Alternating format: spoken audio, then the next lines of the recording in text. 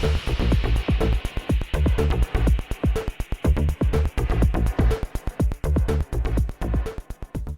I just wanted to do another video on Automobilista 2 after the 9.2.1 update. I'll probably be doing more as more updates come out, because they seem to be making some sort of relatively significant changes to everything. And it's just getting better and better. The Reza guys are really putting a lot of effort into this, and the results are coming out just fantastic. I've really been enjoying it. So after the update came through this morning, there was some recommendations in the notes that talk about some fairly significant changes. If you go to, if I can actually find this, here we are. If we go to the Automobilista update and we go to the view notes, there's quite a number of changes that they've done. As you can see here, it's pretty big. So one of the things that it does mention, I'm not going to go through everything, you can read this online yourself, but it does mention that there's quite some significant changes, and about refreshing the player profile. You can create a fresh profile by deleting the My Docs Automobilista 2 folder. So to do that, just go into your Documents folder and delete this folder completely. Now, be aware that if you do delete this folder, all your settings and information in here, anything you've recorded, save games, will be deleted. Now, at the moment, I haven't got anything in here that I really consider to be worthwhile saving. You can always back this up and put it onto, move it out of here or back up this folder. So I just deleted my folder, and then once you delete that folder, when you run the sim for the first time, it actually creates that folder back in there for you, but you do have to go in and reset everything up. It's kind of a way of having a nice refresh. I did go and delete mine, and I went and reset everything back up again. So the way I did that is I just ran Automobilista, and then we'll go in and did that. Now, I don't actually launch Automobilista from Steam or from the desktop. I actually launch it from my Next Level Motion Sim. I had an update to this recently which added Automobilista 2 in here, so I can actually just launch this straight up into the sim, and it just depends on how you want to launch it. It's up to you. I like the launcher that comes with the Next Level Motion. It works really well for a lot of the sims that I use. So once you get into this, you will have to make some of the changes and put some of the settings back in that we had previously. But I will go over them again for the configuration and for the visuals and for the force feedback. So relatively simple. First thing you want to do is come in and go to your controls and make sure your controls are configured. You will have to do a new calibration. Now, I don't use Huizenfeld pedals. I don't use Fanatec pedals. I have the Huizenfeld Sprints. One of the things I did actually notice here we go, DD2 Formula. So I'm running a Fanatec DD2 with the Formula rim, and hopefully they'll actually fix up this where it's clipping the type here. So if you guys at Reza are looking at this, maybe make this a little bit longer so that we can see what it actually says down the bottom here. So I have a Fanatec Formula DD2 rim. My pedals are separate. So what I'm going to do is I'm just going to quickly calibrate up the wheel. So spin the wheel to 100, and then I usually bring it back to center and hit next. And the next thing is the steering range. Now I use a 1080 steering range, and I'm really funky about making sure that it's absolutely perfectly on 1080. I really don't like 1079, so hit finish, and that's it. And that's my wheel calibrated. And the same thing with the pedals. Click on the pedals.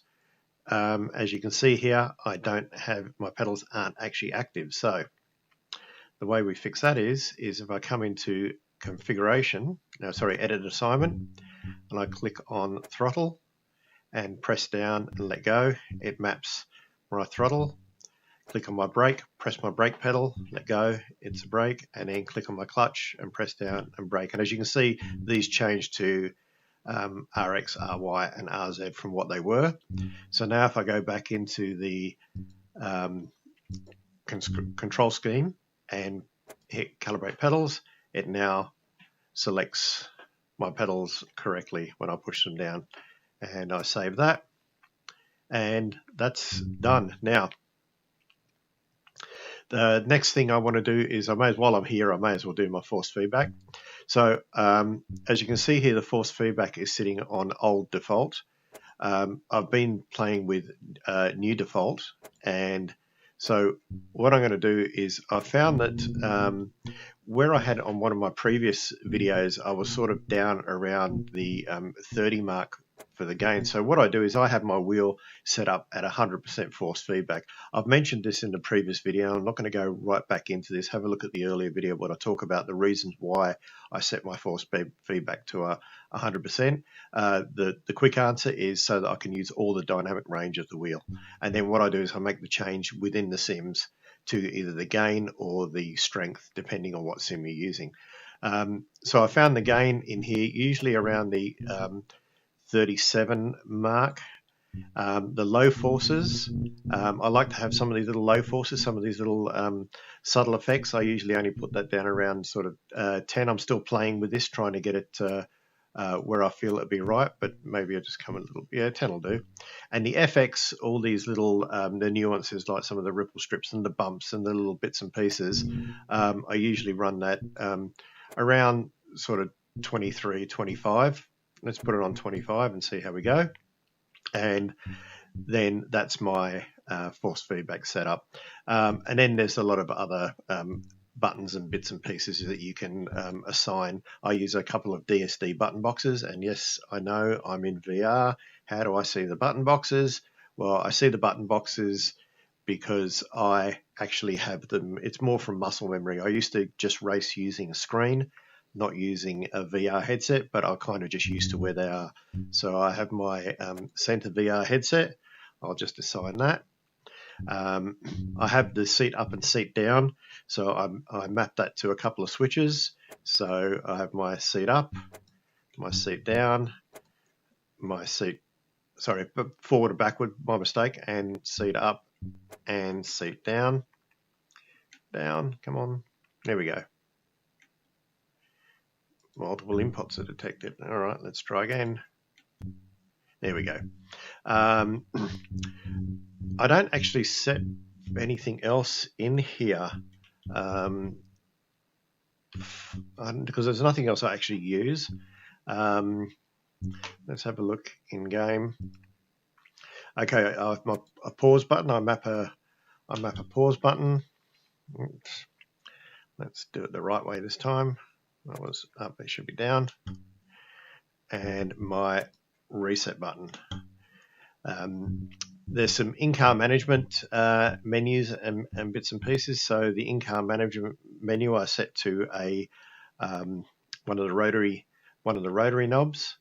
So firstly I have the in-car management menu, which I select via a button, and then I use the rotary knobs to move them up and down.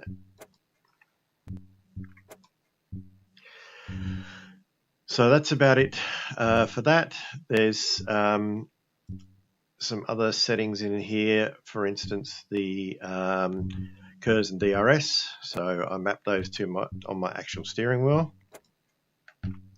I have a pit stop, let's say pit stop request button and a pit limiter, and I also have some rotary knobs that I set for brake bias, forward and rear, and my anti-roll bars as well. So I just map all those up, and just in case I do need it, I have an ignition button and a start engine button and some headlights, some wipers I don't kind of worry about at the moment. And everything else is just the way it's meant to be. Now, once that's done, I go back to my performance, and these are the settings that I run to get the results that I want to get out of my from my VR headset. Now I'm projecting onto a 55-inch 4K TV, which is mounted on my wall in front of me. I don't actually use it for doing any actual sim racing.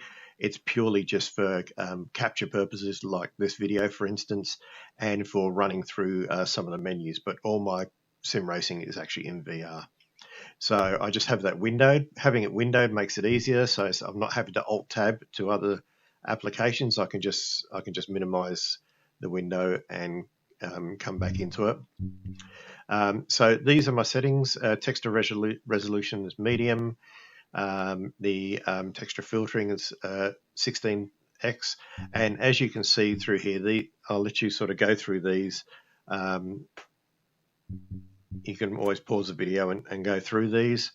So these are all the settings that I have set for what gives me the results that I'm after.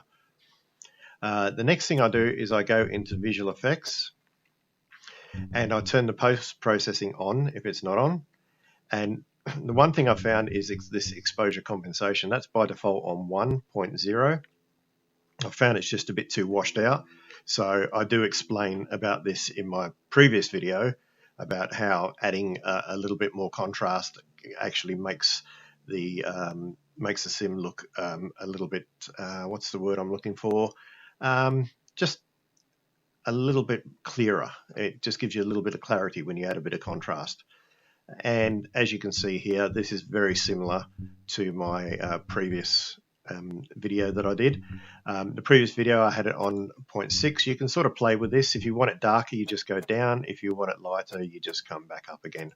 So I've kind of settled on 0.7 because that sort of works for me. Outside of that, the next thing is the virtual reality configuration. As you can see, my super sampling is at 1.5, and I turn the gaze control off. Again, explained earlier. Annoying little bugger this is, so I just turn that off, and I turn off the recenter and the restart, because you can have these on if you want to recenter on boot or recenter at start at race. I just have a button mapped for that. Okay, so that's pretty much everything that I have set up for the oh, sorry, one more thing, camera. If you go to configuration, turn off the high speed. This is mainly for VR users, so turn off the high-speed shake and the word movement. They can be really, really nauseating. If you're in a VR headset and the whole world and the car's shaking around inside, this is the one thing that can actually make you feel get a little bit of motion sickness. So turn these off.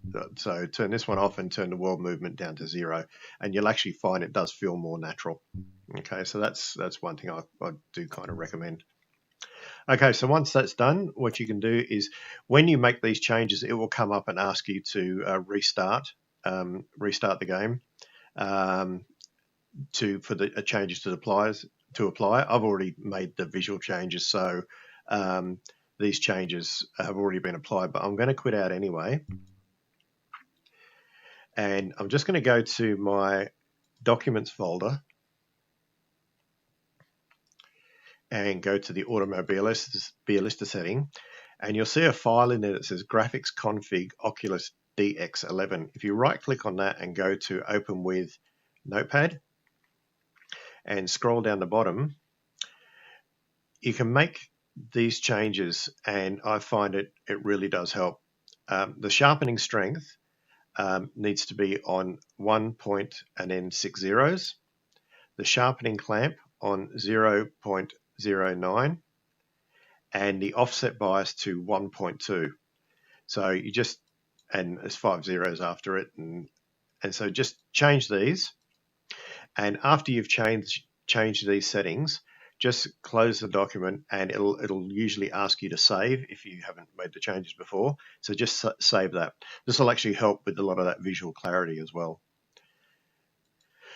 So that's the settings. Now I'm just going to jump back in and go back into the sim, and I'm just going to test that force feedback setting. Now, usually what I do to test any force feedback settings, or any settings I've made, I tend to use, I don't change my wheel settings. I have those set up. If you have a look at my previous video, I've got all my wheel settings explained, and the reason why I keep it the same, because it's easier to work out where any issues are. I'm just going to go in a test day. I like using the F3 around Imola. I tend to use the same car and track configuration. So excuse the noise while I just pop the VR on.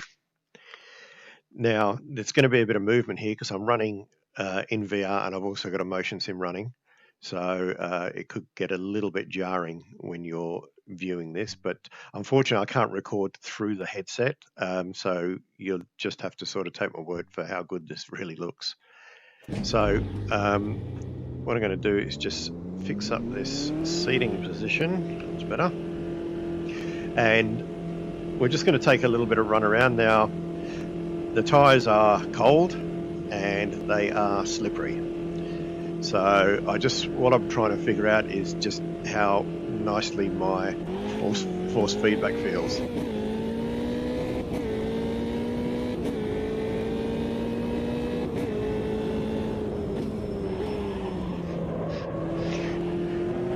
So I'll just take it easy a bit. So it's, at the moment, it's not too bad. It's feeling probably a little weak. I'm picking up the ripple strips nicely. It could be a little bit better.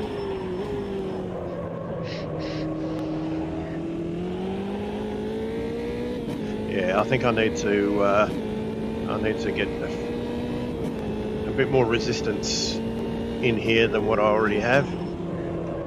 Like I said, it does feel good, but I'm not getting as much resistance or as much feeling as I was getting through from the previous version. So let's just pop it here, and then what I'm going to do is I'm just going to pop into the options. And the thing I love about this sim is you can actually do this on the fly. So what I'm going to do is I'm going to increase this force feedback, and I'm going to increase these effects. So let's do it in sort of round-ish numbers. And let's see how that goes. As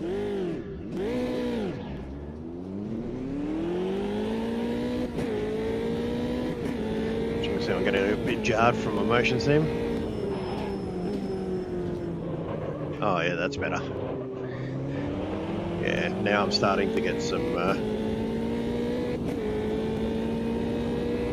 now I'm starting to get a bit more resistance. So, yeah, I can really start feeling the tyres, the way they pull on the steering.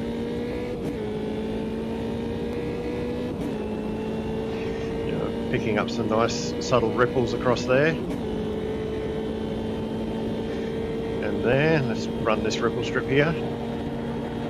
Yeah, I'm starting to feel. I probably could do a little bit more of those low forces.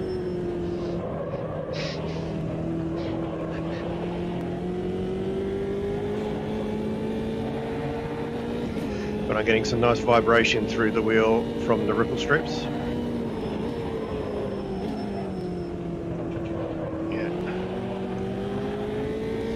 And I can definitely feel that, I guess you'd call it tyre twist.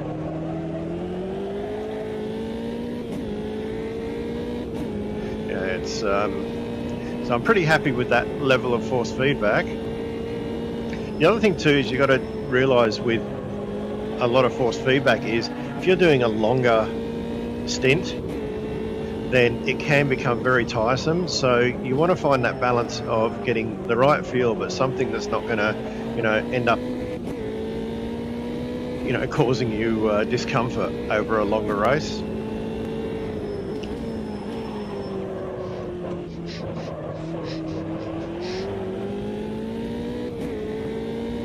Yeah, that's definitely better. So what I'm going to do is I'm just going to up the low forces a little bit, and then I think we'll be pretty well there. So this low force, this is FX. Let's pop that up a little bit. I'm going to add a little bit here and see what that does.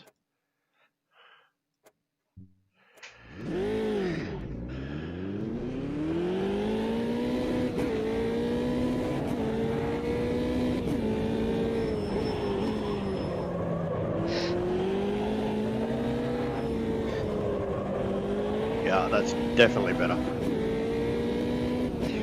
I'm really starting to feel, yeah, that's much better across there. Let's pick up some of these, yep. The ripple strip. Yeah, no, it's definitely better. I'm getting a much nicer feel now.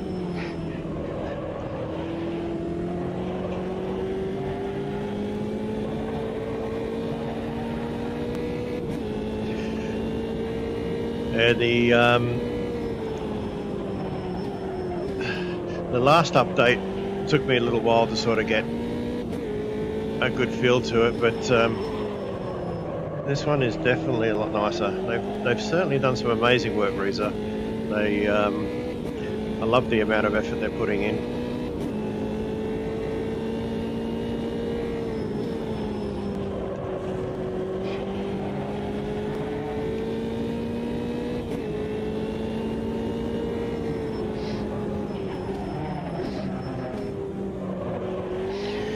And the beauty of one thing I do like about this is they've got the track cuts a lot better.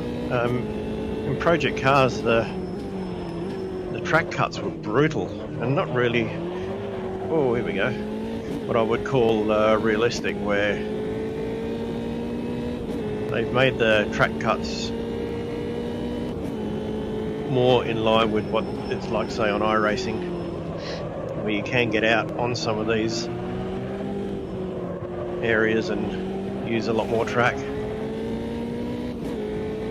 So that's so if, like I said before, have a look at the previous video, because it goes a little bit more in depth about some of the reasons why I've made some of the changes I did, and then you can come back to this for the latest version and just pick up some of these other settings. But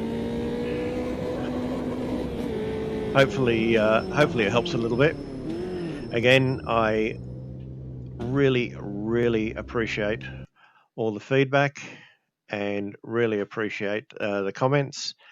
Please subscribe. It helps a lot. I'm really getting close to the magic 1,000. I'm nowhere near what some of the other, amazing podcasters out there who, really put a lot into it. I just do this more for a little bit of fun, to add some information that can hopefully be shared around, and I don't get paid for any of this. I don't get any freebies for any of this. I purely do this because I just enjoy the hobby. So thank you very much again to everybody. Stay safe, please. Look after yourselves. Remember, social distancing. It's what sim racing's all about. So have fun, and I will talk to you soon. Bye now.